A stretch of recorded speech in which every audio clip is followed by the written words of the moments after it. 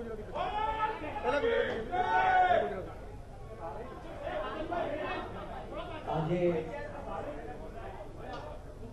ભારતીय जनता party में प्रवेश दरमियान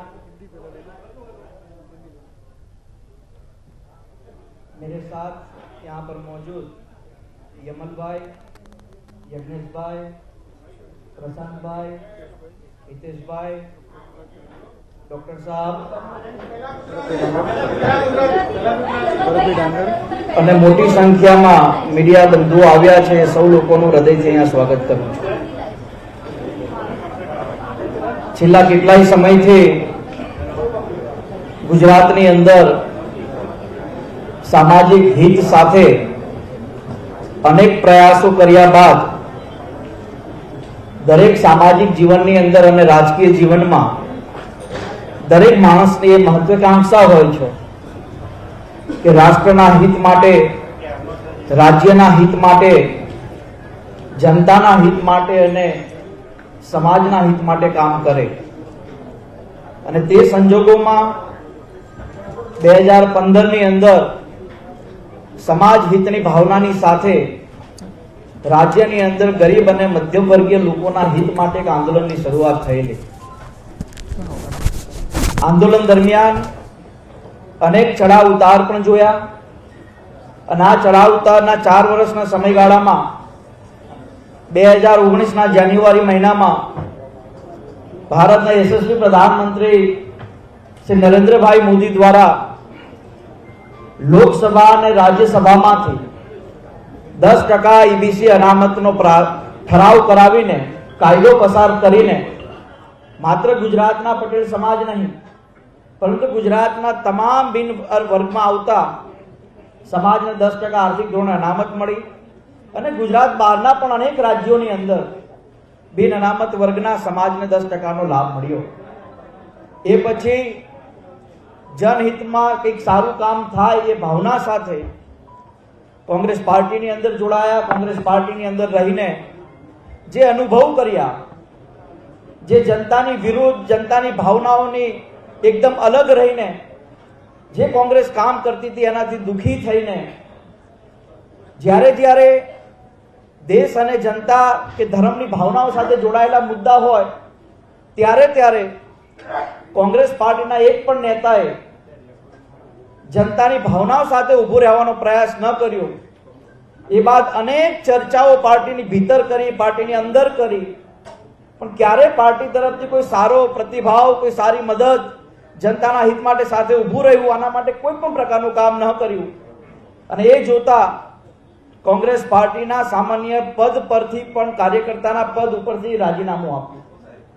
જ્યારે હું કોંગ્રેસનો હોદ્દેદાર હતો ત્યારે પણ ભારતના યશસ્વી પ્રધાનમંત્રી નરેન્દ્રભાઈએ 370 ની કલમ દૂર કરવાની વાત હોય, રામ મંદિર બનાવવા માટેનો મક્કમ નિર્ણય કરવાની વાત હોય, જીએસટી ની વાત હોય, એનઆરસી ની વાત હોય, જ્યારે પાર્ટીમાં હતો ત્યારે પણ આ બધા જ મુદ્દાઓનું સમર્થન અને કોંગ્રેસના હોદ્દેદાર હોવા છતાં પણ કર્યું હતું। હું બીજા નેતાઓની જેમ કે બીજા અન્ય હોદ્દેદારોની જેમ કોઈ બીજી પાર્ટીમાં આવું, કોઈ બીજી પાર્ટીમાં આવીને જનસેવાના કામમાં વધુ આગળ વધવું, ત્યારે હું એવું નહીં કહું કે એ લોકોએ માત્ર આવું તેવું કર્યું છે, પરંતુ જ્યારે આ રાષ્ટ્રના હિત માટે માનનીય નરેન્દ્રભાઈ હોય, અમિતભાઈ હોય, જેપી નડ્ડા સાહેબ હોય, ગુજરાતના લોકપ્રિય મુખ્યમંત્રી ભૂપેન્દ્રભાઈ હોય કે CR પાટીલ સાહેબ હોય, આ બધા જ લોકો રાષ્ટ્રના હિત માટે જે ભગીરથ કાર્ય કરે છે એ ભગીરથ કાર્યની અંદર હું રામ સેતુની ખિસકોલી બનીને કામ કરવાનો પ્રયાસ કરીશ। આજે માનનીય પ્રદેશ પ્રમુખ CR પાટીલ સાહેબ અને પૂર્વ નાયબ મુખ્યમંત્રી નીતિનભાઈ પટેલ સાહેબની હાજરીમાં જ્યારે પાર્ટીની અંદર પ્રવેશ કર્યો છે ત્યારે નિશ્ચિત રૂપે મેં પહેલા કહ્યું એવી જ રીતે કે આ રાષ્ટ્રના ભગીરથના કાર્યની અંદર एक पार्टीનો सामान्य कार्यकर बनीने अन्य कार्यकर्ता के अन्य होद्देदारोनी साथे खभेथी खभो मिलावीने राज्यना हित माटे जे काम करवानुं छे ए काम अमे करीशुं। भारतीय जनता पार्टीए જે ગુજરાત માટે, જે દેશ માટે કે જનતા માટે જે કામ કરવાનો પ્રયાસ કર્યો છે, એની અંદર માત્ર હાર્દિક પટેલ નહીં પરંતુ ગુજરાતના અસંખ્ય લોકો, કરોડો લોકો આ રાષ્ટ્રહિતના ભગીરથ કાર્યમાં સહયોગ આપવા માટે તત્પર છે. એનું આપના માધ્યમથી અન્ય પાર્ટીના નેતાઓને પણ કહું છું, કાર્યકર્તાઓને પણ કહું છું કે રાષ્ટ્રના આ ભગીરથ કાર્યમાં તમે લોકો પણ ત્યાંથી રાજીનામા આપીને ભારતીય જનતા પાર્ટીમાં જોડાઓ અને રાષ્ટ્રના નિર્માણના કાર્યમાં ખભેથી ખભો મિલાવીને આગળ વધવાનું કામ કરો. મને બરાબર યાદ છે કે જ્યારે ભગવાન રામનું અયોધ્યામાં મંદિર નિર્માણની શરૂઆત થઈ ત્યારે અસંખ્ય વાર પાર્ટીની અંદર મેં કહ્યું હતું, જ્યારે હું કોંગ્રેસ પાર્ટીની અંદર હતો ત્યારે, કે આવડું મોટું ભગીરથ કાર્ય 105 કરોડ હિન્દુઓની આસ્થા સાથે જોડાયેલો પ્રશ્ન હતો, જેનું પ્રશ્નનું નિરાકરણ આવ્યું છે. ત્યારે જો ગુજરાત કોંગ્રેસના નેતાઓ હિન્દુ ધર્મની લાગણીને સમજતા હોય તો ત્યાં આર્થિક સહયોગ કરવાની જરૂર હતી. પણ ત્યારે પણ કોઈ પણ પ્રકારની ચર્ચા, કોઈ પણ પ્રકારનું સમાધાન કોંગ્રેસ પાર્ટીના એક પણ નેતાએ કરવાનો પ્રયાસ નહોતો કર્યો. અને મને બરાબર યાદ છે જ્યારે મેં રાજીનામું લખ્યું ત્યારે ઘણા બધા મીડિયા બંધુના મિત્રો મને એવું કહેતા હતા કે હાર્દિકભાઈ, આ રાજીનામું તો કમલમના માધ્યમથી લખાયું છે. ત્યારે પણ મેં આપને કહ્યું હતું કે મારી આ તમામ વસ્તુ સાચી છે ને સાચી વસ્તુ 4 દિવસ પછી ગુજરાત કોંગ્રેસના પૂર્વ પ્રમુખે રામ મંદિરની શિલાઓ ઉપર કૂતરાઓ પેશાબ કરે છે નિવેદન આપીને પોતે હકીકત આવા છે એ સાબિત કર્યું હતું. આજે આ કમલમના કાર્યાલયની અંદર માત્ર હાર્દિકની અપેક્ષાઓ નથી જોડાયેલી, ગુજરાતના 6.5 કરોડ લોકોની અપેક્ષા એક કાર્યાલય સાથે જોડાયેલી છે. અને અપેક્ષા કઈ કે 27 વર્ષથી જે પાર્ટીને અમે પદ ઉપર, સત્તા ઉપર પહોંચાડ્યા છે એ જ લોકોની અમારે ભવિષ્યમાં જરૂર છે. કેમ કે આ રાષ્ટ્રનું અને આ રાજ્યનું જો હિત કોઈ કરી શકે તો ભારતીય જનતા પાર્ટી જ કરી શકે. આજે જ્યારે ઘરેથી મા દુર્ગાની પૂજા કરીને નીકળ્યા ત્યારે બ્રહ્મદેવો કહે કે તમારા સ્વર્ગીય પિતાના દર્શન કરીને તમે જાઓ.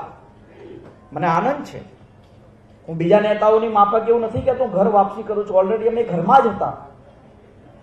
જ્યારે મારા પૂજ્ય પિતાજી ગુજરાતના પ્રથમ મુખ્યમંત્રી આનંદીબેન પટેલ જ્યારે માંડલથી ચૂંટણી લડતા ત્યારે એમના એક ભાઈ બનીને એ વખતે અમારી જો કમાન્ડો જીપ હતી, એમની સેવામાં, એમના પ્રચારમાં કાયમ મારા પૂજ્ય પિતાશ્રીએ ભારતીય જનતા પાર્ટીની અંદર શરૂઆતની વાત કરું છું 1990-95 જેટલી મદદ થાય એટલી મદદ કરવાનો પ્રયાસ કર્યો હતો. અને ઘણા બધા એવા મિત્રો છે આજે જ્યારે વિરમગામથી લોકો આવ્યા, અલગ અલગ વિધાનસભામાંથી લોકો આવ્યા, કોઈએ મને એવું નથી કહ્યું કે હાર્દિકભાઈ તમારું ભારતીય જનતા પાર્ટીમાં સ્વાગત છે. બધા લોકો એવું કહ્યું કે પાછું આપણા ઘરમાં સ્વાગત છે. આજે મને આનંદની વાત છે કે જ્યારે આ કાર્યાલયની અંદર આવે ત્યારે અસંખ્ય એવા મિત્રો છે કે જે પહેલા પણ મળતા હતા, જે પહેલા પણ રાષ્ટ્રના હિત માટે, રાજ્યના હિત માટે, જનતાના હિત માટે અસંખ્ય કામો કરતા હતા. આજે હું પણ આ ભગીરથ કાર્યની અંદર એમની સાથે ખભોથી ખભો મિલાવીને આ કાર્યમાં જોડાવા માટે અહીંયા આવ્યો છું. અસંખ્ય સવાલો, અસંખ્ય ચર્ચાઓ ટીવીના માધ્યમથી મેં છેલ્લા 10 દિવસથી સાંભળી છે કે ત્યાં જશે એટલે હાર્દિકનું આવું થશે, ત્યાં જશે એટલે હાર્દિકનું આવું થશે. ત્યારે મારી એક વાત આપને કહેવી છે અને આપના માધ્યમથી ગુજરાતના 6.5 કરોડ લોકોને પણ કહેવી છે કે જ્યારે રાષ્ટ્રના હિતનું કામ હોય, જ્યારે ધર્મના હિતની વાત હોય ત્યારે માત્ર રાજા કે એનો સેનાપતિ નહીં પણ એક સૈનિક બનવાની પણ જરૂર હોય છે. તો એટલા માટે આજે અહીંયા જે જોડાયા છે સૈનિકની ભૂમિકામાં આવ્યા છે. અને અમે જ્યાં હતા ત્યાં પણ સૈનિકની ભૂમિકા જ માંગતા હતા. પહેલા એવા વ્યક્તિ હશું કે સૈનિકની ભૂમિકા માંગવામાં રાજીનામું આપવું પડ્યું છે. અને અહીંયા મને ભરોસો છે કે સૈનિકની ભૂમિકામાં સારું કામ કરવાનો પ્રયાસ કરવા મળશે. અને જે સપનું આપણા ગુજરાતના એ પનોતા પુત્ર દેશના વડાપ્રધાન તરીકે જે જોયું છે વિશ્વગુરુનું, ગુજરાતના 135 કરોડ લોકોનું, એ સપના ઉપર સમગ્ર ભારતનો એક એક નાગરિક, એક એક હિન્દુસ્તાની એ સપના ઉપર કામ કરવાનો પ્રયાસ કરે છે. અને મને આજે હું દિલથી લાગણી સાથે સૌ નેતાઓનો હૃદયથી આભાર પણ માનું છું, ખાસ કરીને ગુજરાતના તમામ નેતૃત્વનો.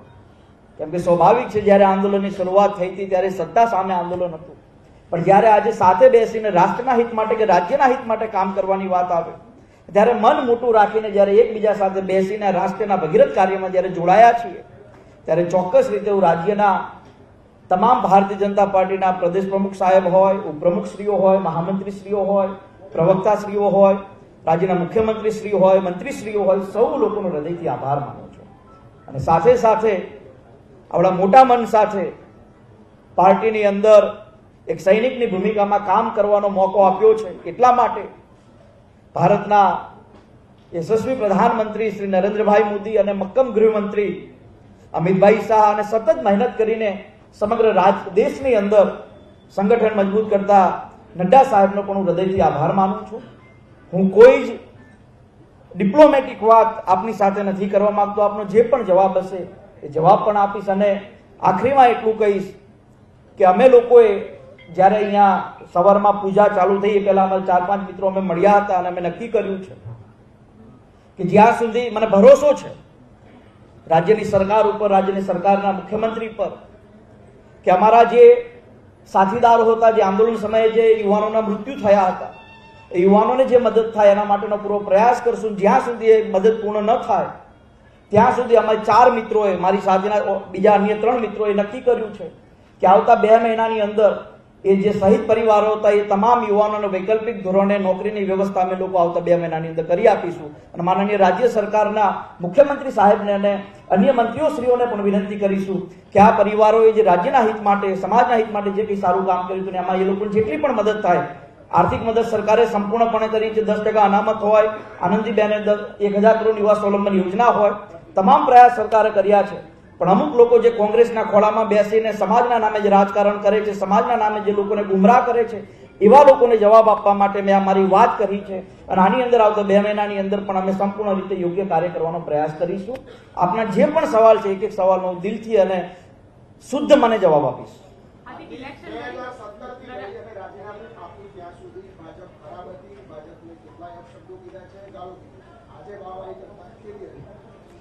મેં પહેલા પણ કહ્યું હતું અને આ વાત તમે કદાચ મારી એ પ્રેસ કોન્ફરન્સમાં નહીં હોય તો કદાચ મેં અહીંયા તમે મને સવાલ નહીં કર્યો હોય, પણ મેં પહેલા પણ કહ્યું હતું કે ઘરનો દીકરો એ પોતાના માતા પિતા સાથે કંઈક માંગણી કરે અને સ્વાભાવિક છે ઘરનો દીકરો કોઈ પડોશીના ત્યાં જઈને કોઈ માંગણી ન કરી શકે.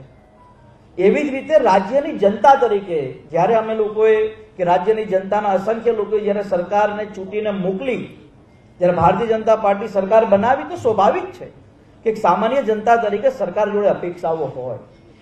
અને તમને નવાઈ લાગશે કે 4-5 વર્ષ સુધી જે આંદોલન ચાલ્યું એ આંદોલન ભલે સરકાર સામે ચાલ્યું, પણ એ આંદોલનને પૂર્ણ પણ સરકારે જ કર્યું છે.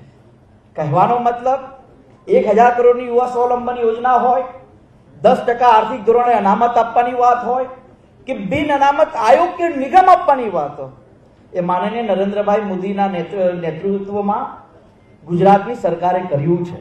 એટલે સ્વાભાવિક છે કે સત્તા સામે લડો. અને આપણે ત્યાં તો કહેવત છે, લડવું એટલે પ્રેમથી માગો. અને પપ્પા જોડે નથી આપણે ઘણીવાર પપ્પા મને ચોકલેટ આપો કે ના લેવાય, ચોકલેટ દાંત ખરાબ, ના મને આપો, ઝઘડો છો. તેવી રીતે જનતા પણ સરકાર જોડે ઝઘડે, પણ એ જ સરકાર જ્યારે જનતાનું હિત ઈચ્છતી હોય ત્યારે એની માંગણીઓ પૂર્ણ પણ કરતી હોય છે.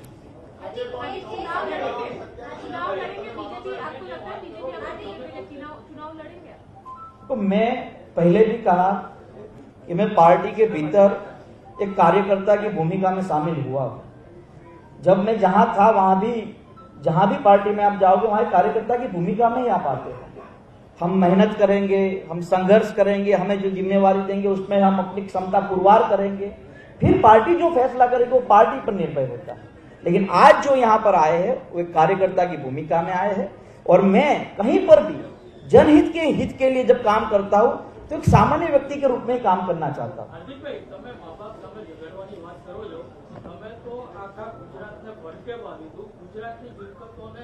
असंख्य करोड़ों नुकसान કર્યું તો એ કોણ ભોગવશે? તમે તો ભાજપમાં આવી ગયા, પણ હવે ભોગવશે કોણ?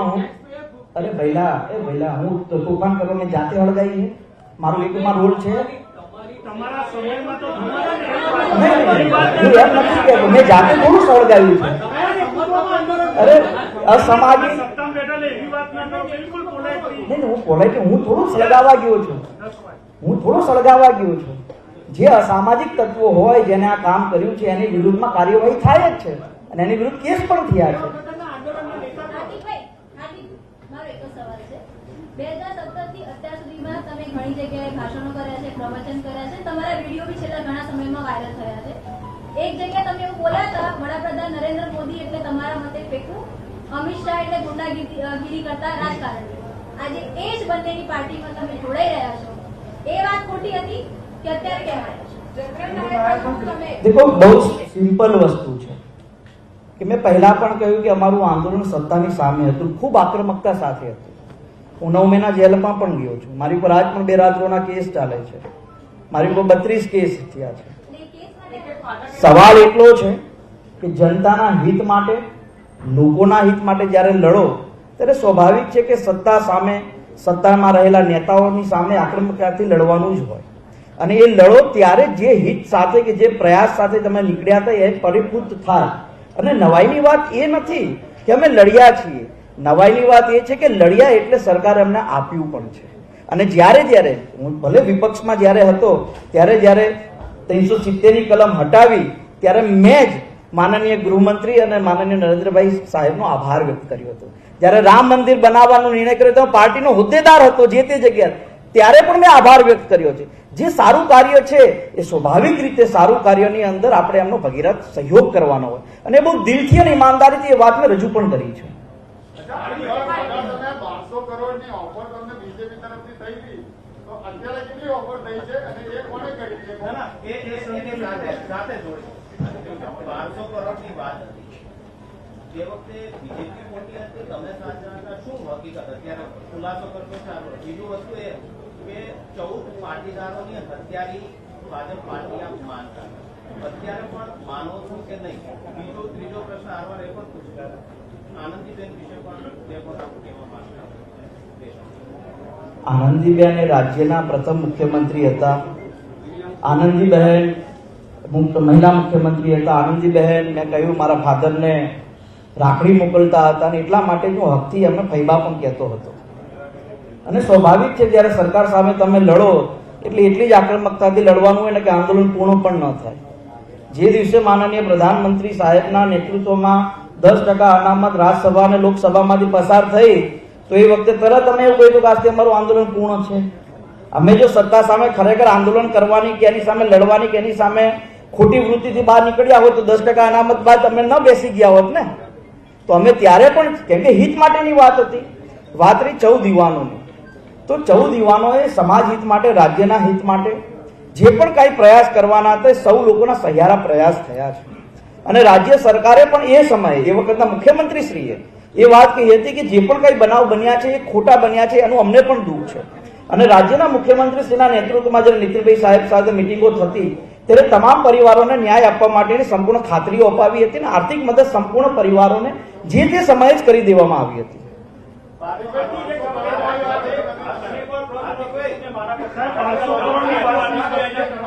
देखो स्वाभाविक છે કે એ સમયે જવાબ તો આપું છું, વળી તમે સવાલ કરો હું જવાબ આપીશ. પછી હું અહીંયા આવીને બેસ્યો એટલે એવી રીતે પણ જવાબ નહીં આપું. જે સ્કિલ છે, જે સ્ટાઇલ છે એવી રીતે જ આપીશ. એટલે કહેવાનો મતલબ હું એમ કહું છું, પણ તમે સવાલ કરીને મારો જવાબ તો સાંભળતા નથી.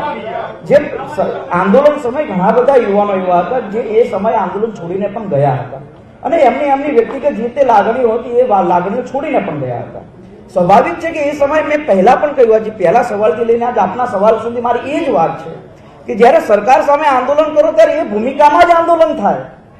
જ્યારે 1991 ની અંદર અડવાણીજીના નેતૃત્વની અંદર જ્યારે રામ મંદિરનું આંદોલન થયું, સમગ્ર ભારતની અંદર એક આક્રમકતાથી, એક શક્તિ સાથે થયું એટલે પૂર્ણ થયું. તો અમારું આંદોલન પણ એ જનહિત માટેનું હતું, મારા વ્યક્તિગત સ્વાર્થ માટે તો હતું નહીં. આજે ગુજરાતના માત્ર પટેલ સમાજની, પટેલ, વાણિયા, બ્રાહ્મણ, રાજપૂત બધા જ સમાજના લોકો એનો લાભ લે છે. લાખો લોકો એનો ઉપયોગ કરી રહ્યા છે માનનીય પ્રધાનમંત્રી નેતૃત્વમાં મળેલી યોજનાઓનો. તો સ્વાભાવિક છે કે જે જનહિતનું આંદોલન થયું, સત્તા સામે થયું, સત્તાથી માનો કે અમારા યુવાનો જેલમાં ગયા, હું પોતે જેલમાં ગયો, અમે સત્તા સામે લડ્યા, સત્તા સામે બોલ્યા, પણ સ્વાભાવિક છે કે આંદોલનનો ફાયદો તો જનતાને થયો ને.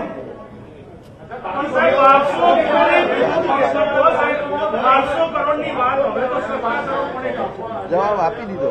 મેં જવાબ આપી દીધો. બીજો પ્રશ્ન હિન્દી બાઈટ આપી દો ભાઈ. હિન્દી બાઈટ આપી દો. હિન્દી બાઈટ ચાલુ કરો. हिंदी बाइट चालू कर दो।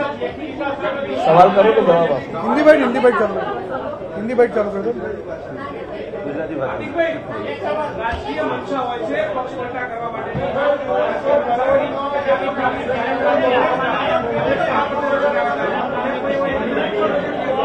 જ્યારે હું ત્યાં જોડાયો ત્યારે કાર્યકર્તાની ભૂમિકામાં જ 1 વર્ષ માટે જોડાયો હતો ભાઈ, અને એ વખતે મારી પર 2 વર્ષની સજા પણ હતી.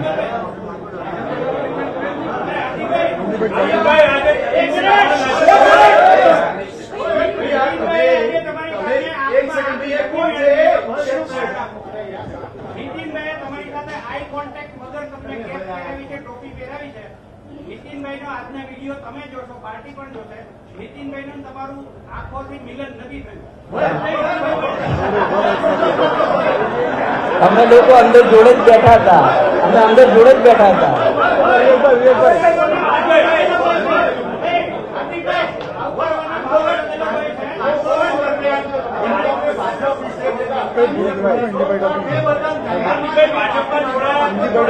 શેની માંગણી? જનતા માટે આંદોલન થયું હતું ભાઈ.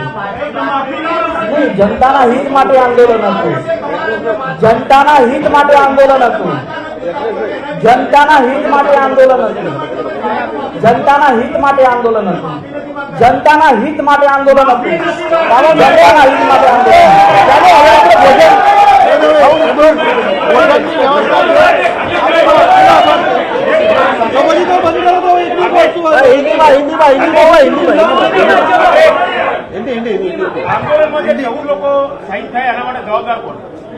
અરે ભાઈ, સમાજ હિત માટે આંદોલન થાય, બધાની ભૂમિકાઓ હોય, અને એ આંદોલનના કારણે જનતાને ફાયદો થયો છે.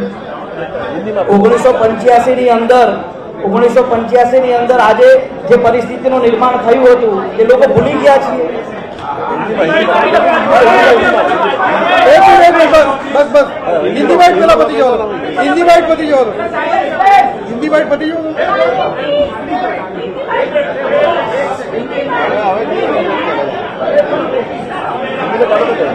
आज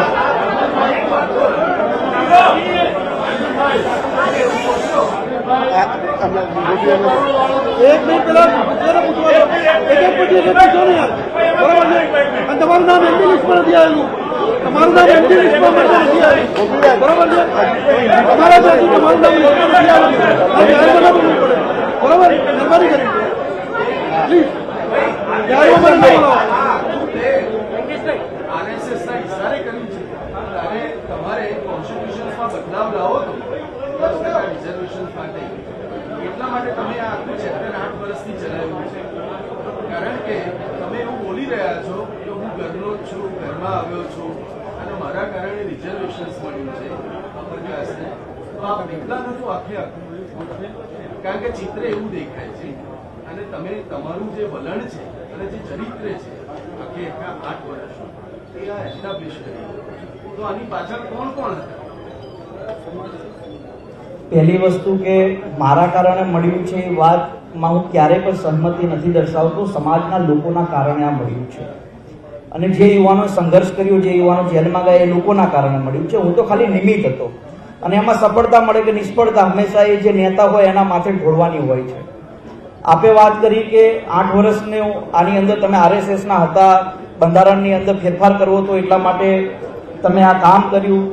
મારા મનની અંદર એવી ભાવના નથી, પણ જો તમે એવું કહેતા હોય ને કદાચ એની અંદર તમારી લાગણી હોય કે ખરેખર હું એ જ હતો, તો મને જરાય અફસોસ નહીં હોય એ વાત કહેવામાં કે હું નહોતો. જનહિત માટે, સમાજના હિત માટે જો સારું કામ કરવામાં હું કોઈનો કદાચ હાથો પણ બન્યો હશું તો હું એ હાથા તરીકે હું મારી જાતને ગર્વ અનુભવું છું. આજ એ પત્રકાર પરિષદ ચાલે છે, તાળી ના પાડો મહેરબાની કરી. આ તો કાર્યકર્તાઓનું બહાર મોકલીશ. आज भारतीय जनता पार्टी में विधिवत रूप से मैं शामिल हुआ हूं. हर एक सामाजिक और राजनीतिक जीवन में हर एक व्यक्ति की ये मंशा होती है कि जनता के हित के लिए, राष्ट्र के हित के लिए, प्रदेश के हित के लिए, समाज के हित के लिए कार्य करे.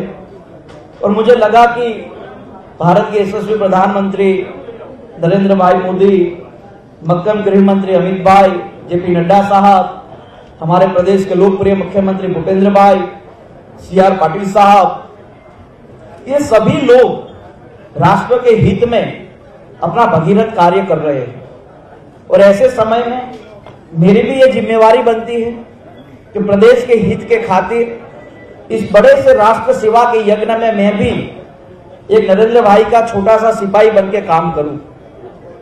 आज पार्टी मुख्यालय पे, श्री कमलम पे पार्टी के विशिष्ट नेताओं की हाजिरी में मैं पार्टी में शामिल हुआ हूं और मुझे भरोसा है कि जिस योजना के साथ, जिस सपने के साथ यहाँ पर प्रदेश के 6.5 करोड़ लोगों के हितों के लिए जो काम करने का मौका मिलेगा, उस काम को मैं निष्ठापूर्वक निभाऊंगा।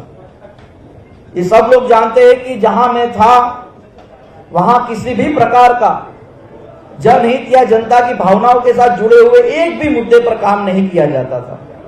और मैं निश्चित रूप से ये कह सकता हूं कि जिस छत्र छाया में मैं आया हूं वहां से जनहित का जो कार्य है वो पूरी ईमानदारी से, पूरे दिल के साथ, शुद्ध मन के साथ किया जाएगा और उस कार्य में मुझे भी हिस्सा बनने का मौका मिलेगा।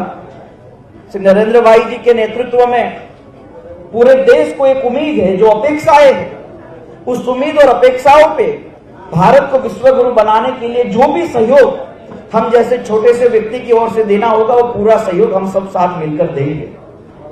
आज यहाँ पार्टी के प्रदेश अध्यक्ष पाटिल साहब, पूर्व डेप्यूटी चीफ मिनिस्टर नितिन भाई और पार्टी के अन्य नेताओं की उपस्थिति में और अन्य साधु संतों की उपस्थिति में जब मैं शामिल हुआ हूं तो निश्चित रूप से मेरे उत्साह में काफी बढ़ावा भी हुआ है।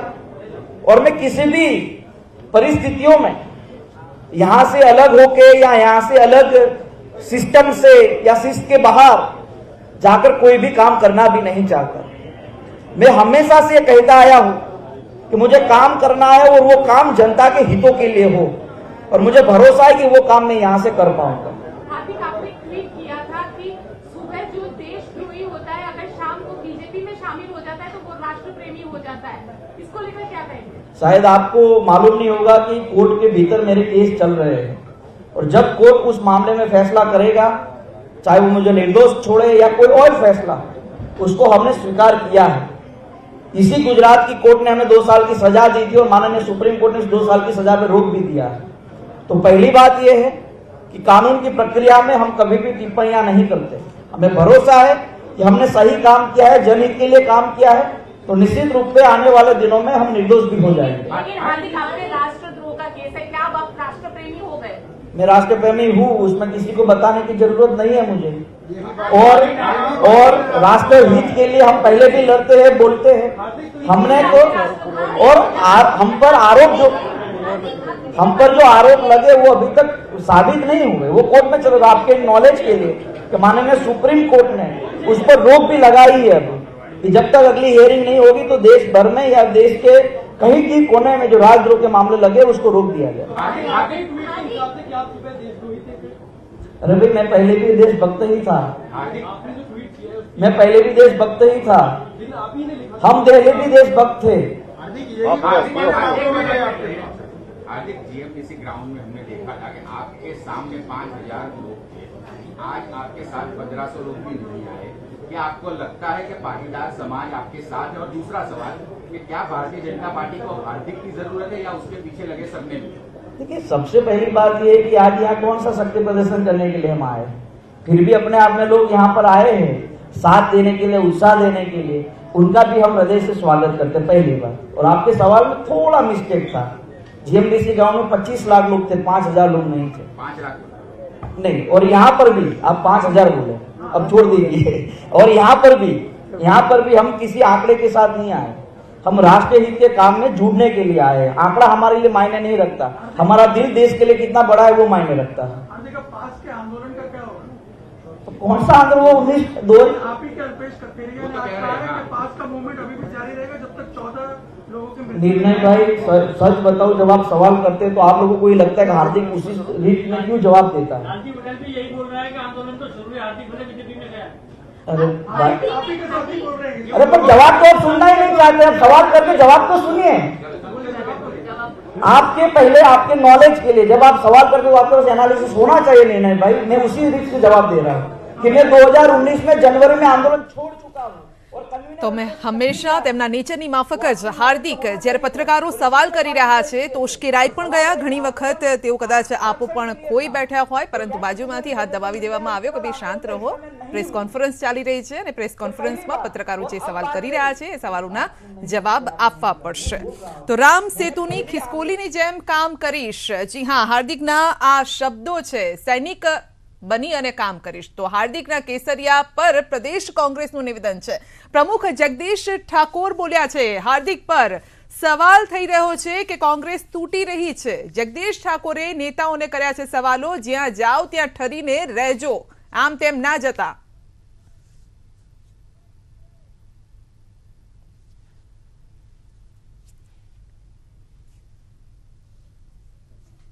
પંદર દિવસે 10 દિવસે આવા લોકોને તમારા પક્ષમાં લઈ અને તમે શું કરવા માંગો છો સવાલ ઊભો થાય છે।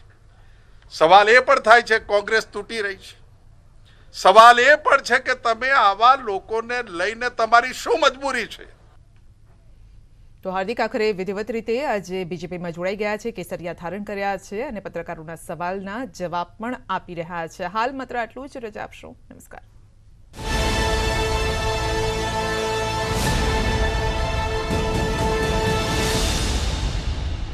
જગદીશ ઠાકોરે કહ્યું લોભ લાલચ અને સત્તા માટે ભાજપમાં